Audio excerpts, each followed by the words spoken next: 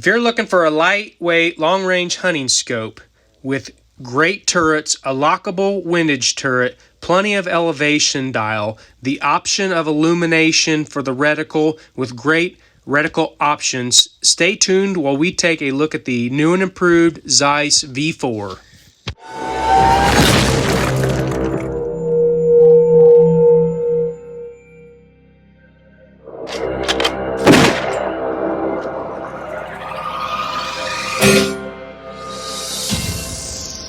Ryan here with longrangeonly.com, and today we're going to take a look at the improved version, the second generation, if you will, of the Zeiss V4 6-24 by 50.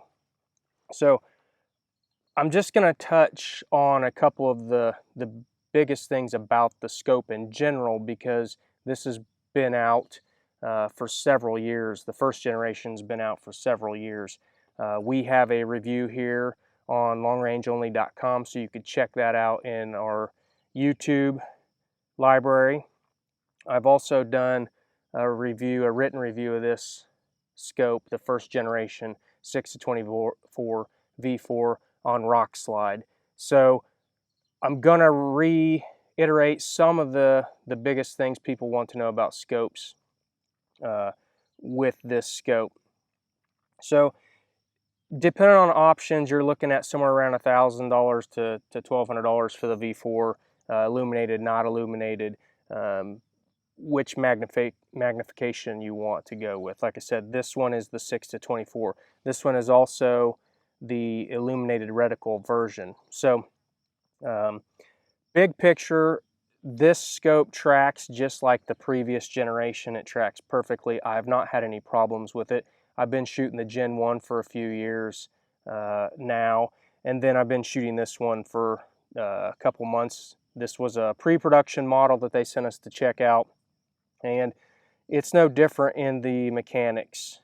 It's got the same great turrets. They're not, I would say, not on par with something like a Night Force or the X series from Swarovski, you know, the Collis, that kind of stuff, as far as the feel of them, but they're very positive turrets. You're not going to get lost. They a little bit mushy compared to those more expensive scopes, but I would say they're one of the best in this price range. So again, the turrets haven't changed. The clarity of the scope, it's still a 90% light transmission scope. I found no problems with the glass. I think the glass competes very well with even more expensive scopes, and it's definitely on par, if not the best glass in this price range. So again, those two things haven't changed. The zoom ring is still very smooth.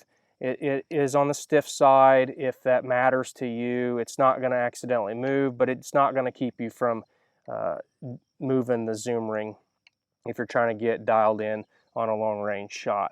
The parallax is still adjustable from 10 to infinity. The parallax ring is very smooth. And then it does have the illuminated reticle controls here by the parallax. And I really like that it's an on-off with several different brightnesses. And what that does is it just illuminates the very center of the reticle. So in my opinion, that's all you really need. I'm not a big illuminated reticle guy, but this does everything I would think that you need it to do. And the differences, the key differences or upgrades, updates to this scope are two things. Number one is the windage is now lockable. So it goes, it's a 20-minute per rev, and it locks. So you just click it out and you can dial your windage, and it stops halfway. It will not let you go past it. You're never going to need more than that in a windage hold. So it goes halfway, and then you can go right back to your zero, click it down, and it's not going to get bumped. A lot of people like capped windages because they don't dial for windage in long range conditions, or they want a scope and they're just not going to dial it at all, and they want the capped windage. A lot of guys want to build a dial windage, and in my opinion, this is what all scopes should have, just a lockable, so it fixes both problems. You don't have to worry about it getting turned accidentally, and for those that want to dial, you just click it out and then dial.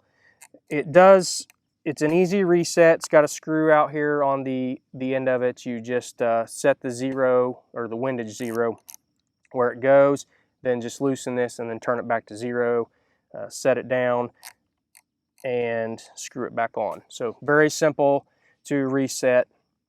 The other big thing that they have updated, in my opinion, is the reticle selection. And one for me in particular, and that's the reticle that this one has. It's the ZMOA Illuminated Reticle.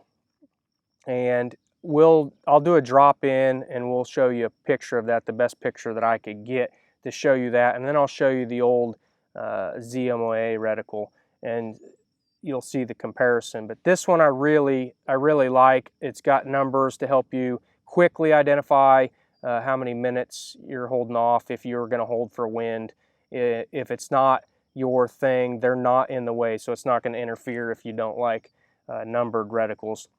And then right in the center, it's just got the little cross, so it's very easy to make long distance shots or make precise shots. It's still got the 80 minutes of elevation, which is realistically more than you're going to need, especially if you use a 20 MOA rail for a scope in this class. That's excellent. I really like to see more in the 100 plus, but 80 is going to do everything you need. It's better than a lot of the competition with 60. The old Gen 1 I thought was the best bang for the buck in that $1,000 area and below. They've upped the ante here with two great features. Like I said, I think this should be the standard for windages. I think they should be lockable so everyone could have what they want. You don't have to worry about it getting bumped if you're not going to use it. You don't have to worry about it if it's not in your shot sequence. You don't have to worry about going through that. If you do want to dial for windage, you have that available to you. And the reticle is even better than the old one. The old one was okay. It did leave me wanting a little bit better, but for the price range, it was still great. I think that this is by far the best scope in this price range. It's even bumping up against competing with some scopes out there that cost more money.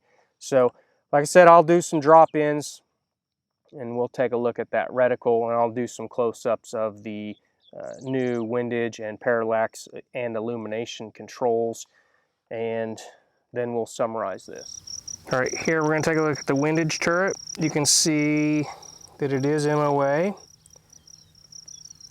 and it goes away from 0 in the right and left direction, which is becoming the standard and realistically should have been the standard from the get-go for exposed turrets on windage. But you can see here, and we'll take a look at the clicks here. And you can see here that it stops at 10. We'll go back to 0 here. We'll lock it down. Very, very nice feature. Okay, here we got the elevation turret, and it's no different than the previous generation, but we'll take a look real quick, take a listen.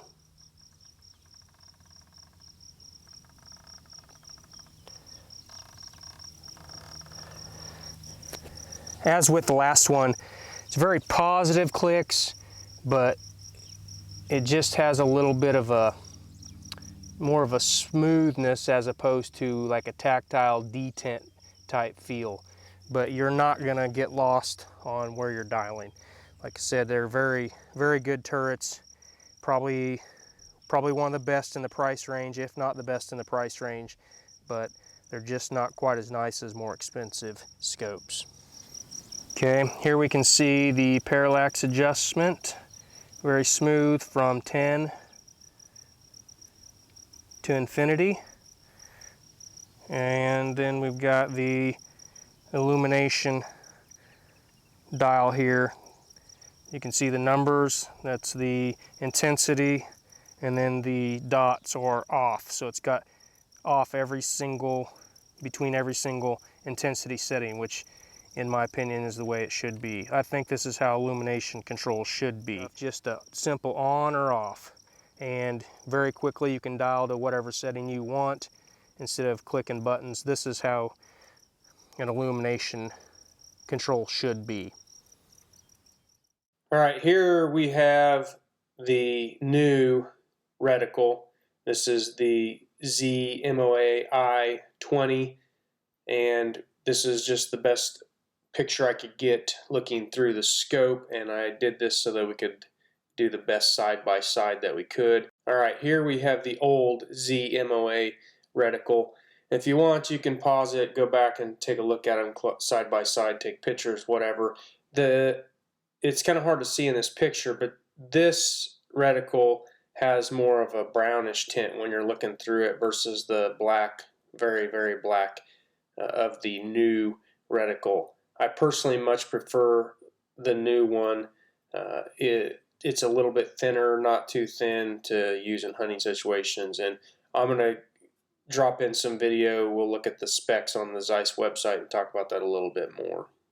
And then here is Zeiss's website that shows the breakdown. You can see here it's quite a bit thinner in the reticle thickness, which I actually prefer. It's not too thin that it's unusable in the lower light conditions. I think it's about perfect. You can see right here the illuminated reticle portion that I was talking about right here in the center, and then over here on the right are the specs. I'm not going to read them off to you. If they are important enough, you can just pause the video right now and take a look at those, write them down, whatever. But I do think it's a great improvement over the other reticle. Obviously, you can look at them side by side and make that decision as far as how you feel about it. All right. So we've talked about all the new features. We talked about the old features, the fact that it tracks very well. It's got the clarity. It's 90% light transmission. And it was an awesome scope before the upgrades. With the upgrades, like I said, it is the best scope in my opinion in this price range. Again, even bumping up in competition against some of the more expensive ones. So if you're looking for a lightweight, long-range hunting scope in that $1,000 price range at 24 ounces and roughly $1,000 give or take, a couple $100, this is a scope that you have to check out. The Zeiss V4 second generation, and this one particular in the 6 to 24 by 50 is one of my favorites, that zoom range from 5 to 25, 6 to 24. And like the V4 would imply that it is a 4 times zoom. So if you're looking for a lightweight scope in that price range, you have to take a look at the Zeiss V4. We will have a link in the description below to a thread on longrangeonly.com. You can head on over there. You can ask me any questions. I'll try to get those answered. If you're not a member on longrangeonly.com, it's quick, it's free, and it's easy to sign up. Please go ahead and do that. We would love to have you. And again, that will let you ask us any questions, give us any feedback. And please like the video, subscribe to our YouTube channel, turn on notifications so you can be notified of future videos. We appreciate you taking the time to watch this video. Have a great day.